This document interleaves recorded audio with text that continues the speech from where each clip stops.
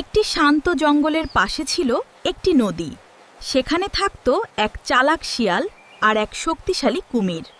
একদিন শিয়াল নদীর ধারে এলো। কুমির তাকে দেখে বলল, আজ তোকে আমি খাবো।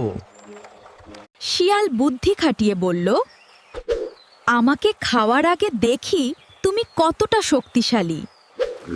শিয়াল চুপি চুপি গিয়ে দড়ির এক পাশ গাছের সাথে বেঁধে দিল। চলো আমরা দড়ি টানাটানি খেলি। হ্যাঁ, চলো। কুমির জোরে টানতে লাগল, কিন্তু কিছুতেই দড়ি নড়ল না। শেষে কুমির ক্লান্ত হয়ে বলল, তুই তো আমার থেকেও শক্তিশালী।